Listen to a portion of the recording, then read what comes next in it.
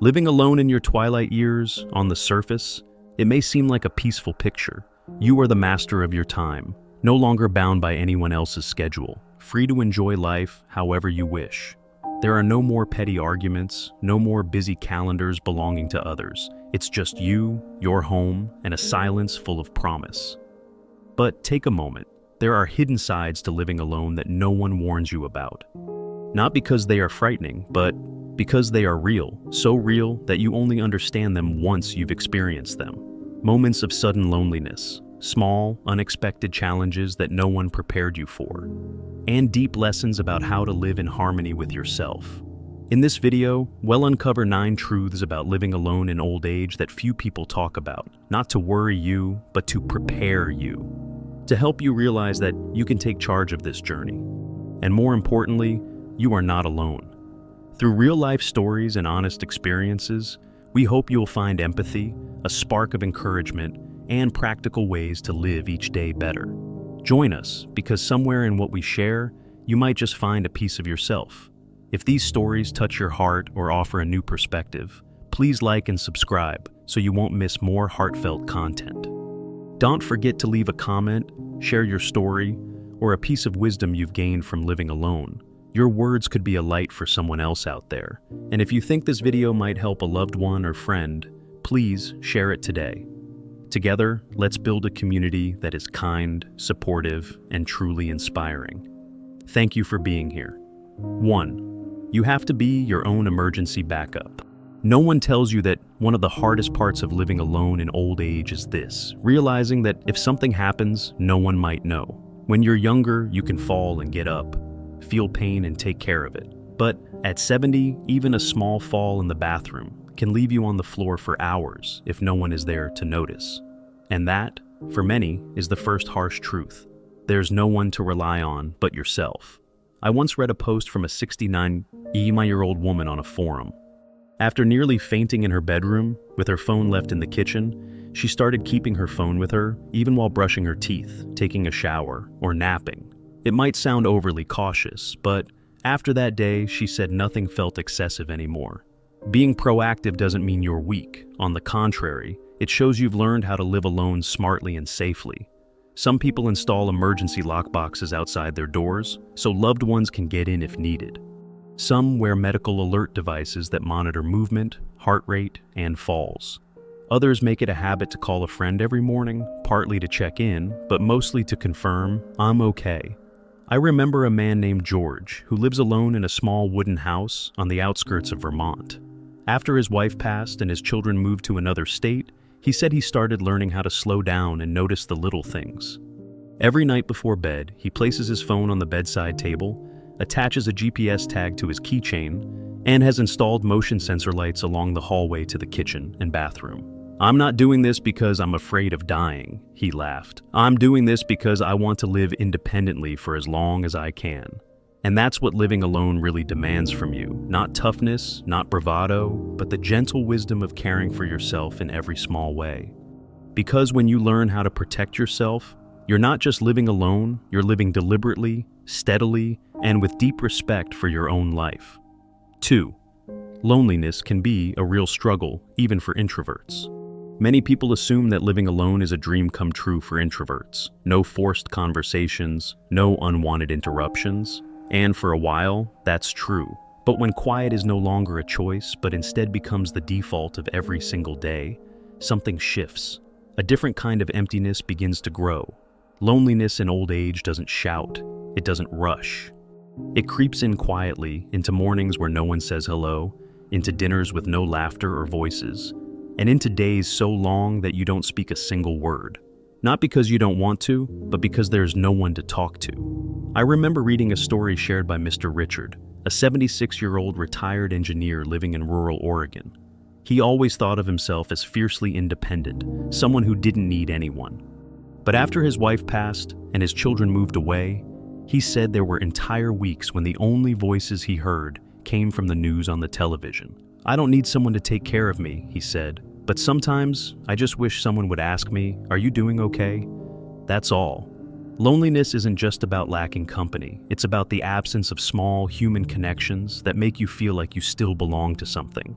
A handshake? A quick laugh? The sound of footsteps in another room? The solution isn't always a new spouse or having family nearby. For many, companionship comes in the form of a dog, a cat, or even a tiny bird.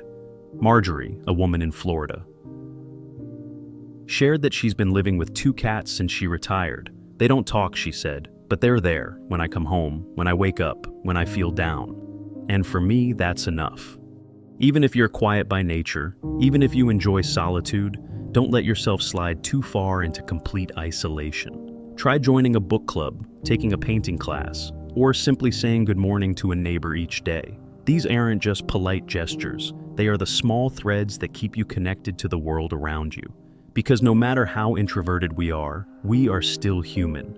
And to be human is to need connection. Living alone doesn't mean you have to live lonely. 3.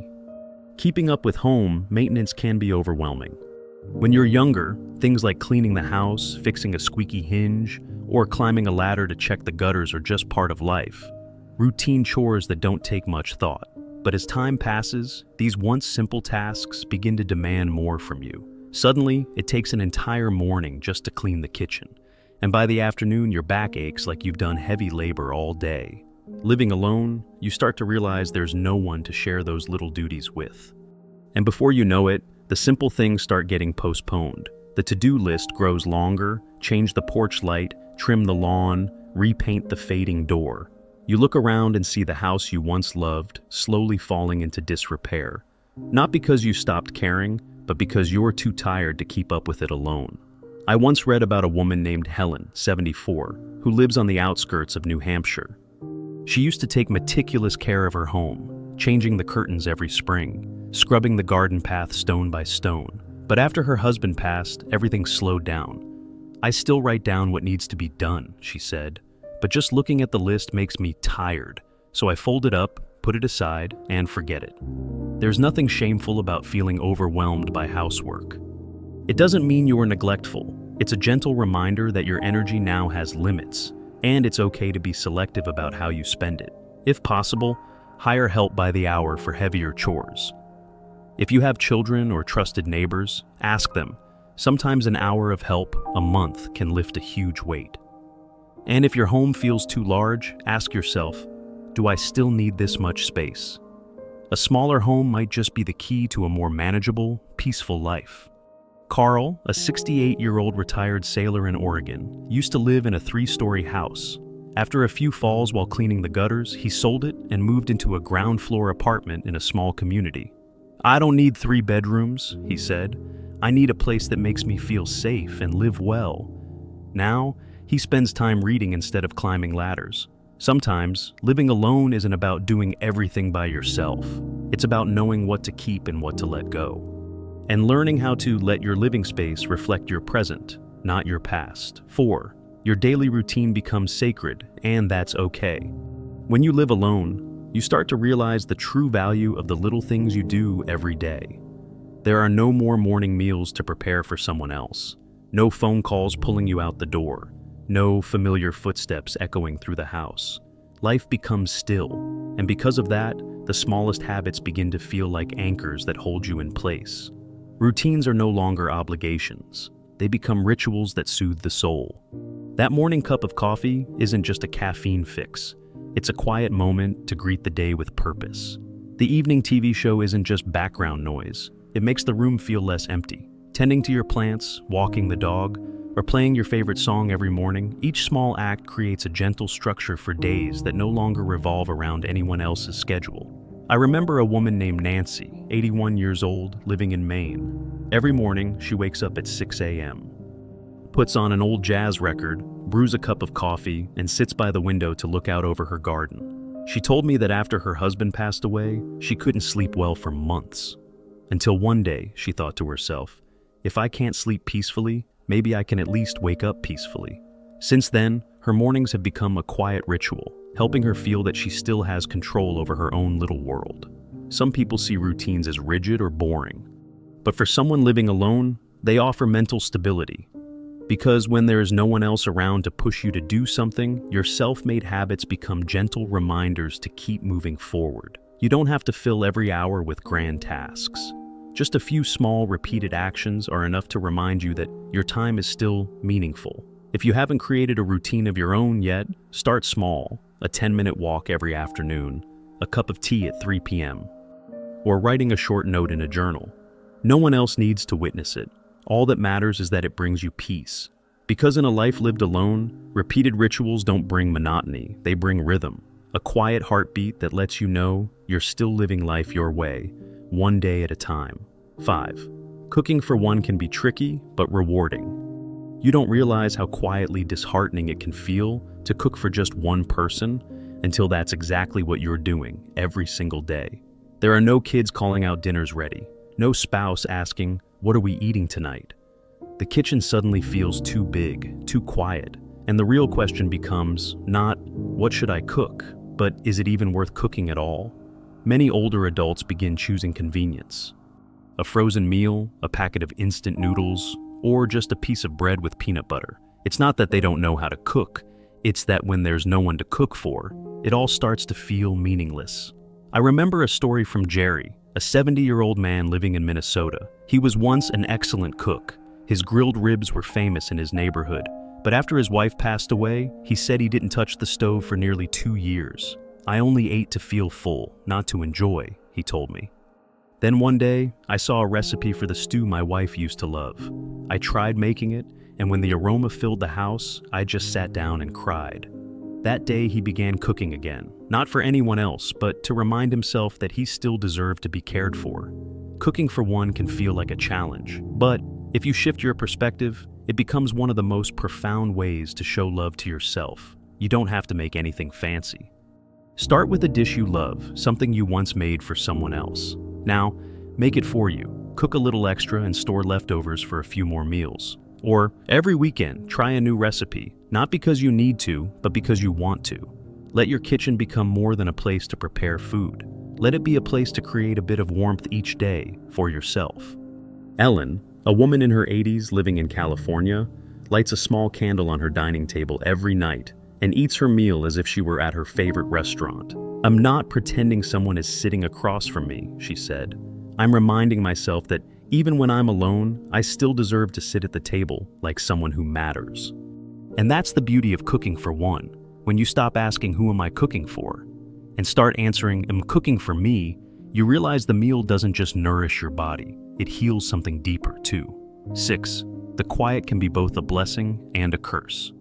When you live alone, there's something that comes quickly, but takes a long time to get used to: silence. At first, it feels peaceful. No more hurried footsteps, no ringing phones, no endless conversations that leave you drained. The house feels light, empty, clean, like a blank page. But slowly, as the days go by, you begin to notice the ticking of the clock, the soft hum of the heater, and sometimes even the sound of your own breathing, so clearly it's almost strange. That silence, when it stretches too long, begins to feel less like peace and more like a vacuum, a space where nothing moves.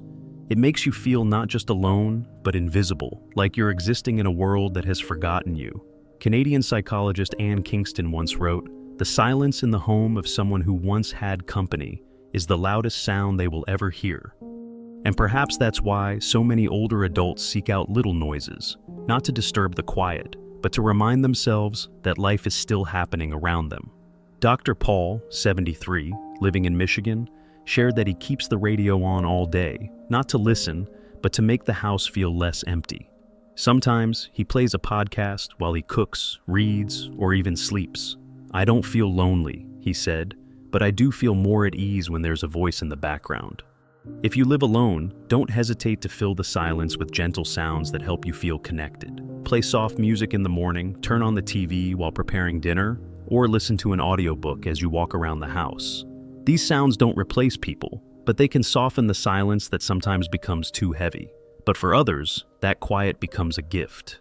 Miriam, 68, who once lived in a bustling household, shared that after her children grew up and moved out, she finally heard the sound of her own self. She spends her mornings meditating, her afternoons writing in a journal, and she's discovered that silence isn't just the absence of noise. It's an invitation to truly listen to yourself. When used intentionally, silence can become a space for healing, creativity, and renewal. But if it begins to weigh you down, remember this: you have every right to bring your home back to life, with sound, with color, with anything that reminds you you're still here, still living. And no one gets to judge what that looks like but you. 7. You need to be intentional about physical activity. When you're younger, movement is simply part of life. You go to work, take the kids to school, run errands, meet friends. Your days are full of natural reasons to stay active. But after retirement, when the kids have moved out and you begin living alone, those reasons slowly disappear. No one calls to ask you out for a walk. No one reminds you to get up from the chair. And before long, you notice you're sitting more, standing up slower, and your body starts sending subtle signals. Your legs feel stiffer. Your knees ache a little more. Your back tightens each morning. It's not a sign that you're getting old. It's a reminder that your body now needs you to be an active partner. It can't keep going without your help. I remember Samuel, a 75-year-old man from Colorado. After his wife passed, he barely left the house for nearly 2 months. He said it started with skipping his daily walks, one day, then 2, then a week. And suddenly, putting on a coat and lacing up his shoes felt like a chore. Until one day, he realized, if he didn't create a reason to go outside, no one else would do it for him. So, he adopted a rescue dog. He needs a walk every day, he laughed. And so do I. We help each other stay alive. You don't need a gym membership. You don't need to jog or master yoga poses. You just need to commit to moving your body each day.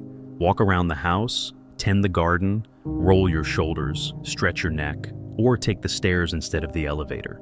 Set a consistent time each day for movement. Treat it like an appointment with yourself. Not to pressure yourself, but to keep that internal message alive. I still have control over my body. Someone once said the body is like an instrument. If you don't touch it every day, it stops making music. The beautiful thing is, you can still tune it, and you can still dance to its rhythm, starting with small steps. Because as long as you're still moving, you're still living. And more than that, you're reminding yourself that life hasn't stopped. Not yet. It's still going, step by step, breath by breath. 8. Your sense of time may shift in unexpected ways. When you live alone, something strange begins to happen, something no one really warns you about. Time starts to flow differently. There are no more alarms to wake you up for school drop-offs. No 9 a.m. meetings. No one asking what time lunch is or when you plan to go to bed. Days and nights start to blur, and the weeks roll by in a soft, indistinct rhythm. You might wake up on a Tuesday thinking it's Sunday. You might miss an appointment because you thought it was still Friday. Slowly, without the usual social clocks to anchor your days, you feel yourself drifting through a nameless current of time. And this isn't unusual. It happens to many people who retire or live alone. When others are no longer setting the pace of life for you, you have to find a rhythm of your own. I remember Claudia, 79, a former high school teacher from New Jersey. After retiring, she once spent 3 days in her pajamas without realizing it. I wasn't sad, she said. I just didn't see a reason to change clothes. That was until her granddaughter came by unexpectedly and asked, "Grandma, what day is it today?" She paused and couldn't answer. From that day on, Claudia started writing a hand-drawn calendar and sticking it to her fridge, not to track the days, but to remind herself that each one still mattered. When you live alone, it becomes important to create small beats of time that keep your mind alert and your heart engaged. Try structuring your week around simple routines. Monday is grocery day, Wednesday is for cleaning out the fridge, Friday is for calling an old friend, Sunday is for cooking something special. You don't need a packed schedule. Just a few touch points to remind yourself that you're still living with intention. You can even invent your own mini holidays: Tuesday morning coffee on the balcony, Thursday night movie hour, Saturday afternoon plant care. These small rituals might seem ordinary, but they're powerful tools for staying grounded in the present. Because time isn't just measured by clocks, it's shaped by how you use it. And when you live alone, you have the freedom to rewrite your own calendar in a way that makes every day feel worth living. 9. Decluttering becomes both easier and harder. One of the odd things about living alone is this: your home starts to reflect you more than ever. There's no one else suggesting what to keep or what to throw away. You alone make the choices. And that's when decluttering becomes two-sided. On one hand, it's easier. You can sort through things on your terms. No debates, no waiting for someone else to agree. But on the other hand, Every object begins to carry a memory, and letting go suddenly becomes much harder. The old blanket your wife once knitted, the cracked vase your daughter gave you for your birthday years ago, Christmas cards from a friend who's no longer here. These things may seem small, but they carry a weight that's hard to set down. I once read a story by Raymond, 80, who lives alone in Pennsylvania. After his wife passed, he kept everything, from the cups they used to share to the winter coat she always wore. "I know I don't need them," he wrote, "but I keep them anyway, because I'm afraid that letting go would mean losing the days we shared." Then one day, while rereading a letter from her, the last one she wrote before going to the hospital, he found a sentence that shifted something inside him. "If I'm no longer there, I want you to live freely, lightly. Don't turn the house into a museum of our memories." Those words woke something in him. And slowly, he began to let go, not to forget, but to make space for what really mattered now. If you see yourself in that story, remember this: decluttering doesn't mean erasing the past. You don't have to throw everything away. Just ask yourself, does this item make me feel lighter or heavier? And if the answer is heavier, maybe it's time to set it down. You can start with a single drawer. There's no rush to do it all at once. Step by step, reshape your space so it reflects who you are today, not who you were 10 or 20 years ago. Because when you live alone, your home isn't just a place to live, it's an extension of your soul. And a peaceful soul begins in a space that feels light. Living alone in your later years is not always easy, but it is a deeply meaningful journey. It's a time when you get to rediscover yourself, shape life on your own terms, and cherish even the smallest moments. The challenges, whether it's loneliness, maintaining your home, or caring for yourself, are part of the picture, but they do not define you. What defines you is how you face them, how you adapt, and how you find joy in the simple things. Always remember, living alone does not mean being alone. There are people out there, just like you, learning how to navigate this path. And you can always reach out for support, for connection, or even just for a conversation that brings a little light into your day. Thank you for spending your time with us today. If today's stories made you reflect or offered even a spark of inspiration, please like this video, subscribe to our channel, and share your story in the comments. Your experience might be the encouragement someone else needs. And if you'd like to keep walking this journey with us, exploring more honest and heartfelt stories, don't forget to share this video with someone who might need it. Well, see you in the next one, where together, we'll continue finding meaning in every day we live.